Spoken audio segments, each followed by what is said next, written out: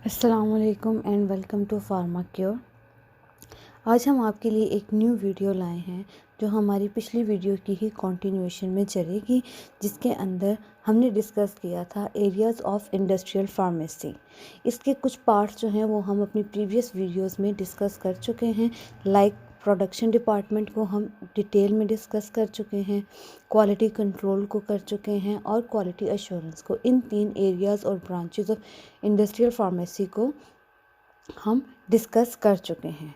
Next आज हम जो न्यू टॉपिक डिस्कस करेंगे, जो न्यू एरियाज़ और जो न्यू ब्रांचेस हम डिस्कस करेंगे डिटेल में, वो हमारे पास आ जाती हैं रेगुलेटरी डिपार्टमेंट। रेगुलेटरी डिपार्टमेंट के बाद हम डिस्कस करेंगे R&D। R&D का मतलब है हमारे पास research and development department. Next हम डिपार्टमेंट जो है डिस्कस करेंगे वो पैकेजिंग डिपार्टमेंट है कि एक मेडिसिन फॉर एग्जांपल बन गई, अब उसको पैकेज किस तरह करना है, कौन सा डिपार्टमेंट इसको जो है वो देखता है। लास्ट पर हम देखेंगे कि सेल्स एंड मार्केटिंग डिपार्टमेंट हमारे पास क्या करता है। चलते हैं अपनी एक्सप्लेनेशन के थ्रू। अब सबसे पहले हमारे पास क्या आ जाती है, रेगुलेटरी अफेयर्स डिपार्टमेंट। अगर रेगुलेटरी अफेयर्स डिपार्टमेंट की हम ट्रेडिशनल लैंग्वेज के अंदर या ट्रेडिशनल डेफिनेशन देखें तो वो हमारे पास क्या आ जाती है, it works to ensure public health and safety. इसके जो हैं वो दो मकसद हैं कि रेगुलेटरी अफेयर्स हमारे पास क्या कर रहा है, ये पब्लिक सेफ्टी को और पब्लिक हेल्थ को जो है वो क्या कर रहा है, इंश्योर करवा रहा है। लेकिन अब ये किस तरीके से इंश्योर करवा रहा है, by communicating with regulatory agencies. हर कंट्री के अंदर कुछ रेगुलेटरी एजेंसीज होती हैं जो कि उसके लॉज को, उसके रेगुलेशंस को रेगुलेट कर रही होती हैं। फार्मास्यूटिकल इंडस्ट्रीज़ को भी रेगुलेट करने के लिए प्रॉपर एजेंसीज बनाई जाती हैं जिनके साथ वो इंडस्ट्रीज़ कम्युनिकेट करती हैं ताकि जो वो बिज़नेस कर रही हैं वो पब्लिक हेल्थ और सेफ्टी को इंश्योर कर सके। नेक्स्ट पे अगर हम देखें तो हमारे पास अगर रेगुलेटरी अफेयर डिपार्टमेंट को देखें तो वो क्या है, अगर हम प्रॉपर डेफिनेशन पे चलें, regulatory affair departments with in companies, वो कंपनीज जो कि मेडिसिन्स प्रोड्यूस कर रही हैं, मेडिकल डिवाइसेस प्रोड्यूस कर रही हैं, food supplements and veterinary medicines, means pharmaceutical industries या फार्मास्यूटिकल कंपनीज के अंदर एक डिपार्टमेंट होता है जिसको रेगुलेटरी अफेयर्स डिपार्टमेंट कहते हैं। वो क्या करता है, इंश्योर्स दैट देयर ऑर्गेनाइजेशन, कि वो पूरी की पूरी ऑर्गेनाइजेशन जो है वो क्या करे, कंप्लायंस शो करे, कि वो अब उन सारे रेगुलेशंस को comply with all regulations and laws concerning their business. उनके बिजनेस के लिए जो कुछ सारे लॉज और रेगुलेशंस रूल्स बनाए गए हैं वो उनको फॉलो करे प्रॉपर तरीके से, जिसके एंड रिज़ल्ट क्या निकलेगा कि वो क्या होगी, पब्लिक हेल्थ और सेफ्टी को इंश्योर कर सकेगी। नेक्स्ट हमारे पास जो रेगुलेटरी अफेयर प्रोफेशनल्स आ जाते हैं, वो प्रोफेशनल्स जिनको हम रेगुलेटरी ऑफिसर्स भी कहते हैं या रेगुलेटरी अफेयर प्रोफेशनल्स भी कहते हैं, उनका टास्क क्या आता है कि वो क्या करवाते हैं, ensure the quality, safety and efficacy of therapies used by patient. ये अब स्पेसिफिकली हमारी फार्मास्यूटिकल इंडस्ट्री के अंदर रेगुलेटरी ऑफिसर्स का काम आ गया कि वो जो थेरेपीज़ या जो मेडिसिन्स हम पेशेंट को दे रहे होते हैं वो क्या उनकी क्वालिटी, सेफ्टी और एफिकेसी को क्या करें कि वो उनको मेंटेन करके रखें। नेक्स्ट वो क्या करते हैं, they must stay current with complex regulation. उस कंपनी के लिए जितनी सारी रेगुलेशंस बनाई गई हैं उनके साथ अप टू डेट रहना किसका काम है, रेगुलेटरी अफेयर प्रोफेशनल्स का। एंड ऑफन हैव एक्सपर्टीज़, और इन्हीं रेगुलेटरी ऑफिसर्स की क्या एक्सपर्टीज़ होती है, लीगल, कि कौन से रूल्स हैं, कौन से रेगुलेशंस हैं, कौन से लॉज हैं, regulatory and clinical trial environments, इन सब चीज़ों के अंदर जो है उन रेगुलेटरी अफेयर प्रोफेशनल्स का या रेगुलेटरी ऑफिसर्स का जो है वो एक्सपर्टीज़ होती हैं। नेक्स्ट हम चीज़ देख रहे हैं वो हमारे पास आ जाती है। अगर हम इस पैराग्राफ को पढ़ें, pharma regulatory affair professionals are key players in drug development. Drug development means कि एक मेडिसिन बनाने के लिए जो जो चीज़ें रिक्वायर्ड हैं वहाँ से स्टार्ट उनको इकट्ठा करना और उसकी पैकेजिंग, उसकी रिलीज, सेल्स, मार्केटिंग, ये सब क्या है, ड्रग डेवलपमेंट। उनके अंदर ये की प्लेयर्स के तौर पर रोल प्ले करते हैं। Maintaining a vital communication link, किस तरीके से करते हैं कि कम्युनिकेशन लिंक बनाते हैं between pharmaceutical company and regulatory agencies. जितनी किसी मुल्क के अंदर रेगुलेटरी एजेंसीज हैं उनके साथ और उस फार्मास्यूटिकल कंपनी के साथ एक कम्युनिकेशन लिंक बना देते हैं। जैसे कि हमारे पाकिस्तान के अंदर जो फार्मास्यूटिकल इंडस्ट्रीज़ को रेगुलेट करने के लिए जो एजेंसी है उसका नाम है ड्रैप, जिसको हम कहते हैं drug regulatory authority of Pakistan. ये फार्मास्यूटिकल इंडस्ट्रीज़ को क्या करती है, रेगुलेट करती है पाकिस्तान के अंदर।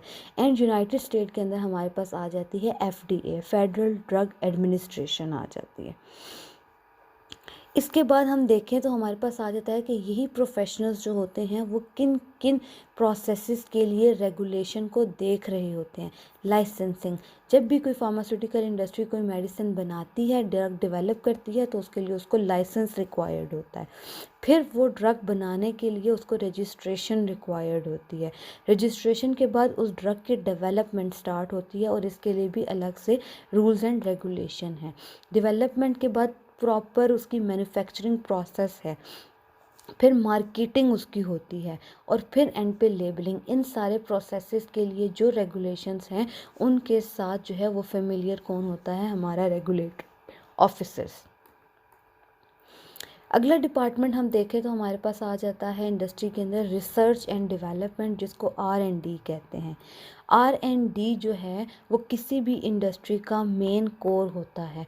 उसकी इकोनॉमी के लिए सबसे मोस्ट इम्पॉर्टेंट फैक्टर उसका रिसर्च और डेवलपमेंट डिपार्टमेंट होता है। अगर हम देखें तो रिसर्च एंड डेवलपमेंट से क्या मुराद है, all activities related to the development and approval of novel pharmaceutical ingredients, that is innovative drug. Novel means एक न्यू ड्रग जो अभी तक मार्केट के अंदर आई ही नहीं है, जिसके बारे में किसी को पता ही नहीं है। ऐसी ड्रग या ऐसे इंग्रेडिएंट्स की डेवलपमेंट और फिर उनके अप्रूवल के लिए जितनी सारी एक्टिविटीज़, जितने सारे प्रोसेसेस होते हैं वो कौन टैकल कर रहा होता है, रिसर्च एंड डेवलपमेंट डिपार्टमेंट। आगे डेफिनेशन देखें तो हमारे पास आ जाती है कि R&D processes include development of product technology. एक प्रोडक्ट बनाने के लिए जो टेक्नोलॉजी हमें रिक्वायर्ड है उसको डेवलप करते हैं। फिर उसके लिए एनालिटिकल प्रोसीजर्स डेवलप करते हैं कि किस तरीके से वो चलेगा आगे काम। एंड स्टेबिलिटी टेस्टिंग, के वो जो प्रोडक्ट हम बना रहे हैं वो स्टार्टिंग से एंड तक स्टेबल रहे, उसके लिए टेस्टिंग करना। ये सारी चीज़ें किस में आ जाती हैं, R&D के अंदर। As well as regulatory works related to product. अब रेगुलेटरी वर्क कौन से आ जाते हैं कि उस प्रोडक्ट को अप्रूव भी करवाना है एजेंसीज के through, necessary for placing a product on the market. फिर उस मार्केट को अप्रूव होने के बाद प्रोडक्ट को मार्केट के अंदर जो है वो हमने लॉन्च भी करना है, प्लेस भी करना है। ये सारे प्रोसेसेस कौन देखता है, रिसर्च एंड डेवलपमेंट डिपार्टमेंट देखता है। R&D can be broken down. अब हम किसी भी इंडस्ट्री के अंदर या किसी भी कंपनी के अंदर R&D को किस तरीके से देखते हैं, R&D can be broken down into research. अब उसको डिवाइड करें तो वो क्या बन जाती है, research, which is where the science is discovered. पहले आप क्या करते हैं, रिसर्च करते हैं। रिसर्च किस चीज़ की, कि आपने कौन सा न्यू प्रोडक्ट, जिसको हम नॉवल प्रोडक्ट कह रहे हैं, वो आपने बनाना है, उसके लिए हमें रिसर्च करनी है, उसको डिस्कवर करना है। And then come development. Development क्या होता है, where the science is then turned into a product. पहले आप उस प्रोडक्ट की साइंस को डिस्कवर करते हैं और फिर आप उस साइंस को एक रियलिटी में, जैसे कि उसको प्रोडक्ट के अंदर कन्वर्ट करते हैं, तो वो हमारे पास क्या कहलाती है, डेवलपमेंट कहलाती है।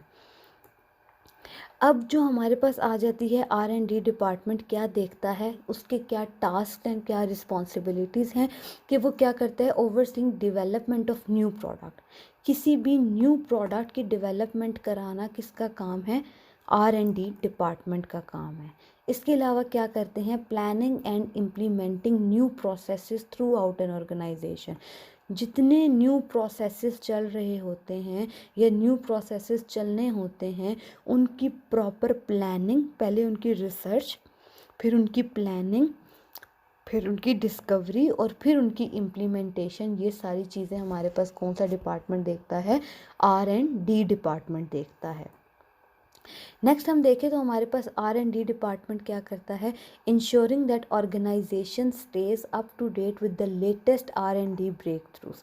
रिसर्च एंड डेवलपमेंट के अंदर जितना प्रोफेशनल्स होते हैं वो इस चीज़ को इंश्योर करवाते हैं कि हमारी ऑर्गेनाइजेशन, हमारी इंडस्ट्री जो है वो अप टू डेट रहे, जो मार्केट के अंदर या वर्ल्ड के अंदर न्यू रिसर्चेस और न्यू डेवलपमेंट्स हो रही हैं, ताकि हम भी अपनी इंडस्ट्री को, अपनी कंपनी को जो है उस लेवल तक लेकर जाएं। नेक्स्ट मेन डिपार्टमेंट हमारे पास आ जाता है पैकेजिंग डिपार्टमेंट। पैकेजिंग डिपार्टमेंट हमें समझ आ रही है कि हमारी मेडिसिन बन गई, ड्रग बन गई, उसके ऊपर रेगुलेशन हो गई, उसकी सारा पीछे से उसका क्वालिटी कंट्रोल, क्वालिटी एश्योरेंस तब कंप्लीट हो गया। Now comes it's packaging. अब उसकी पैकेजिंग करना।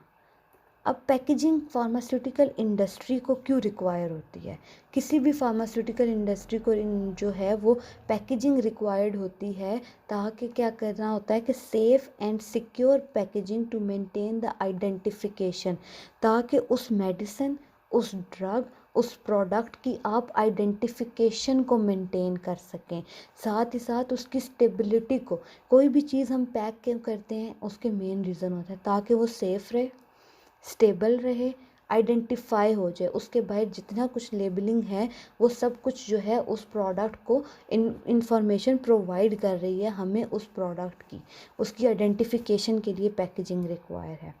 अब वो कहते हैं कि the packaging of pharmaceutical products, जब हम पैकेजिंग करते हैं तो इसका क्या मतलब है, हम उसको प्रोटेक्ट भी कर रहे हैं, हम उस अंदर की चीज़ को बाहर इंफॉर्मेशन भी प्रोवाइड कर रहे हैं बाहर, और ईज़, और उसको आसानी से हम कहीं उसकी ट्रांसपोर्टेशन भी कर सकते हैं।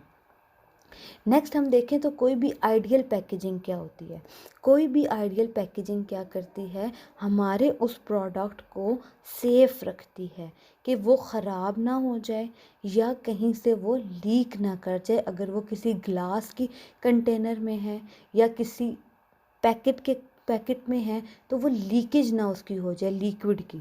नेक्स्ट क्या होता है कि हम उसको इसलिए पैक करते हैं कि बाकी की इन्वायरमेंटल कंडीशंस भी तो चीज़ों पे अफेक्ट डालती हैं, हमारी मेडिसिन्स पे तो बहुत ज़्यादा। जैसे मॉइस्चर, अगर किसी चीज़ में मॉइस्चर चला जाएगा तो वो नमी चली जाएगी उसके अंदर, और वो क्या होगा कि वो गीली हो जाएगी, वो यूज़ के काबिल नहीं रहेगी। Air and light at the time of storage, जब हम उस फार्मास्यूटिकल इंडस्ट्री के अंदर चीज़ जो है वो एक प्रोडक्ट बन के उसकी सेल्स और रिलीज़ तक वो क्या होती है, वो स्टोर रहती है, तो वो पैकेजिंग डिपार्टमेंट इस चीज़ को इंश्योर करवाता है कि उस चीज़ की पैकेजिंग इस तरीके की जाए कि जितने टाइम तक वो इंडस्ट्री में स्टोर है और जितने टाइम तक वो एंड कंज्यूमर तक नहीं पहुंच जाती, उसके अंदर ना मॉइस्चर जाए, ना एयर जाए और ना लाइट जाए। इस तरह की स्टेबिलिटी को मेंटेन करने के लिए पैकेजिंग की जाती है। इसके अलावा भी एक रीज़न है पैकेजिंग करने का कि डिफरेंट एरियाज़ के अंदर वो मेडिसिन ट्रांसपोर्ट होगी, बल्क के अंदर ट्रांसपोर्ट होगी, कौन सी ट्रांसपोर्ट व्हीकल यूज़ की जा रही है, कितना शॉक लग रहा है उसके अंदर मेडिसिन को, उस शॉक को टॉलरेट करने के लिए भी हमें पैकेजिंग्स रिक्वायर्ड होती हैं, और इतनी गुड स्ट्रेंथ उनकी होनी चाहिए कि वो शॉक को बियर कर सकें।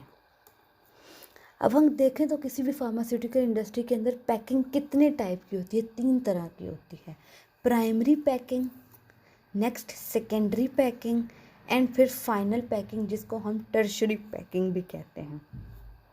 प्राइमरी पैकिंग वो है जिसके अंदर हमारी ड्रग प्रोडक्ट सबसे पहले पैक की जाएगी, जैसे कि सिरप्स हैं, सिरप्स की बॉटल है, सिरप्स डायरेक्ट बॉटल के अंदर डाला जा रहा है, इंजेक्शन डायरेक्ट वाइल के अंदर डाला जा रहा है, तो वो उसकी क्या है, प्राइमरी पैकिंग है। अब हमने उस सिरप की बॉटल को उठा के एक छोटे डिफरेंट पैक तैयार किया, 4 5 10 सिरप की बॉटल्स उठा के एक कार्टन के अंदर डाल दी, तो वो उसकी क्या होगी, सेकेंडरी पैकिंग होगी। अब इसी तरह 3 4 कार्टन एक बड़े कार्टन के अंदर डाल के उनको पैक किया गया, तो वो फाइनल पैकिंग या टर्शरी पैकिंग कहलाती है। इसकी बेस्ट एग्जांपल हमने देखी टैबलेट डोजेज फॉर्म में। ये हमारे पास मेडिसिन है, टैबलेट है। अब इस टैबलेट को आपने क्या किया कि ये क्या कर दिया, इसको ब्लिस्टर पैकिंग कहते हैं। इस ब्लिस्टर पैकिंग के अंदर डायरेक्ट पैक कर दिया, जो कि इसकी प्राइमरी पैकेज कहलाई। अब इस प्राइमरी पैकेज को उठा के आपने एक बॉक्स के अंदर डाला, जो प्राइमरी पैकेज का आगे क्या बन गया, सेकेंडरी पैकेज बन गया। अब इन बहुत सारे बॉक्सेस को उठा के बड़े कार्टन्स के अंदर डाल देना, तो ये हमारे पास क्या आ जाती है, टर्शरी पैकेजिंग आ जाती है। ये पैकेजिंग हमारी मेडिसिन्स को, हमारी सारी प्रोडक्ट्स को लाइट से, एयर से, मॉइस्चर से, किसी भी तरह के केमिकल फिज़िकल डैमेज से, शॉक्स से प्रोटेक्ट करती हैं। और साथ ही साथ क्या इंफॉर्मेशन प्रोवाइड कर रही हैं, सेफ़ रख रही हैं, सेफ्टी को इंश्योर करवा रही हैं और स्टेबिलिटी को भी इंश्योर करवा रही हैं। लास्ट हमारे पास एरिया या ब्रांच हम देखें फार्मास्यूटिकल इंडस्ट्री की, तो हमारे पास आ जाती है सेल्स एंड मार्केटिंग। इसके लिए हमें प्रॉपर इसकी मार्केटिंग की जो है वो डेफिनेशन देखनी पड़ेगी। मार्केटिंग की डेफिनेशन हमारे पास जो आ जाती है, उसको हम किस तरीके से ले रहे हैं कि marketing is responsible for developing brands. इसकी मेन चीज़ ही क्या है, मार्केटिंग मीन्स ब्रांड्स। अब आगे क्या बात कर रहा है वो, कि फॉर द फार्मास्यूटिकल कंपनी, किसी भी फार्मास्यूटिकल कंपनी के लिए ब्रांड को डेवलप करवाना क्या कहलाता है, मार्केटिंग कहलाता है। Pharmaceutical marketing involves creating brand strategies.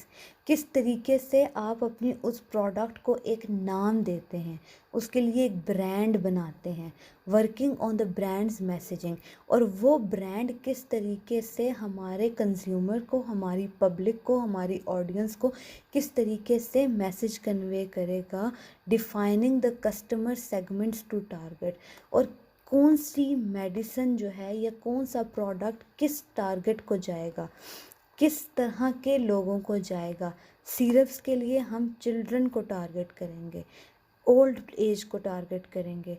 Heart की मेडिसिन हैं, बीपी की मेडिसिन हैं, हमारी डायबिटीज़ की मेडिसिन है, वो किस किस तरह की ऑडियंस को टारगेट करेगी, ये सारी चीज़ें मार्केटिंग है। And also charting out a budget, और इस सारी चीज़ के अंदर कितना बजट बनेगा, वो ये सब कुछ किसका काम है, हमारी मार्केटिंग डिपार्टमेंट का काम है। इन एडिशन टू, अब ब्रांड तो डेवलप कर लिया, ब्रांड को डेवलप करने के साथ साथ the most important work for the marketing function is to provide the product related. अब ब्रांड भी बना लिया, ब्रांड ने मैसेज क्या देना है, product related medical information to prescribing doctors. ये प्रिस्क्राइबिंग डॉक्टर्स अगर हम बात करें, तो ये हमारे पास क्या बन सकती है, हमारी टारगेट ऑडियंस बन सकती है। जैसे हमारे पास अगर एक कंपनी जो है वो डायबिटीज़ की मेडिसिन बना रही है, तो उसकी टारगेट ऑडियंस कौन सी है, डायबिटिक डॉक्टर्स हैं, डायबिटोलॉजिस्ट हैं, जो हमारे पास डायबिटीज़ को क्योर कर रहे हैं।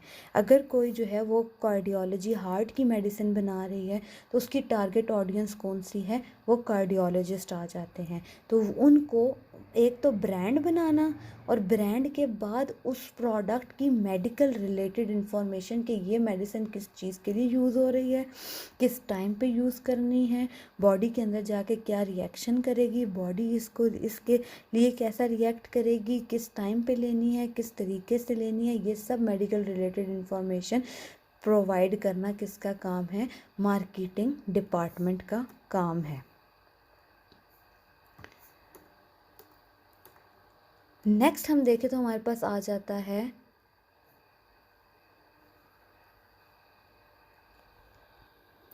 Overall the marketing function helps achieve the business goals of pharma company. किसी भी फार्मा कंपनी, फार्मा इंडस्ट्री के जो बिजनेस गोल हैं वो सबसे ऊपर क्या रखा जाता है, मार्केटिंग रखी जाती है, ताकि हम अपनी टारगेट ऑडियंस को अट्रैक्ट कर सकें। और साथ ही साथ फिर क्या होता है, मार्केटिंग टीम जो होती है हमारी, वो सेल्स टीम को सपोर्ट करती है कि फिजिशियंस के साथ साथ बाकी टारगेट ऑडियंस को क्या करें, इफ़ेक्टिवली इंटरेक्ट करें और अट्रैक्ट करें अपनी तरफ। मार्केटिंग टीम और सेल्स टीम में क्या होनी चाहिए, अलाइनमेंट होनी चाहिए। मार्केटिंग हमारे पास वो प्लान बनाएगी कि किस तरीके से हमने अपने ब्रांड को लॉन्च करना है, किस तरीके से पहुंचाना है, और हमारी सेल्स टीम जो है उस ब्रांड को लेकर हमारी टारगेट ऑडियंस तक जाएगी। इनके दरमियान अलाइनमेंट होना बहुत ज़रूरी होता है। ये हमारे जो हैं मेन कोर एरियाज़ थे हमारी किसी भी इंडस्ट्री और फार्मास्यूटिकल इंडस्ट्री के जो है मेन कोर एरियाज़ थे, जिनको हमने वन बाय वन डिटेल में डिस्कस किया है। इंशाल्लाह आपको मुझे उम्मीद है कि आपको ये चीज़ें अच्छी तरीके से, इनमें से कन्फ्यूजन ख़त्म हो गई होगी, आपको समझ आ गई होंगी। इंशाल्लाह हम नेक्स्ट में आपके लिए न्यू वीडियोज़ लेकर आएंगे जिनके अंदर हम न्यू टॉपिक्स को डिस्कस करेंगे। Thank you so much.